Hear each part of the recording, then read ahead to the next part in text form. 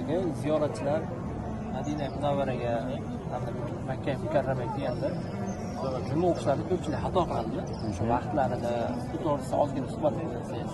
Juma namozlarini o'qilish tartibida bir oz farq qiladi bizga qaraganda. Hop, birinchi azon aytilgandan keyin bizdagilar ko'pchilik sunnatni boshlab oladi. Aslida birinchi azon bu jumaga chaqirish. Jumaga chaqirish bo'ladi. Bu vaqtda namozning vaqti kirmagan bo'ladi hali. Taxminan 12:15 larda azon aytiladi. Unda ziyoratchilarimiz namoz o'qimasin. 12:15 da azon aytgandan keyin yana 12:30 larda ikkinchi azon aytiladi. Ikkinchi azon aytilgandan keyin imom xutba qiladi darrov. Ya'ni suhbat boshlanadi. Arabiy bo'lsa ham suhbat boshlanadi. Mana suhbatdan keyin takbir aytiladi. 2 rakat farz o'qiladi.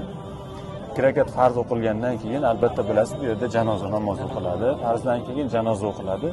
Janoza namozini ado etgandan keyin bir qulay joyini topib, juma namozini 4 rakatli, avvalgi 4 rakatli sunnatni avval, birinchisini, ikkinchisini keyin o'qiladi.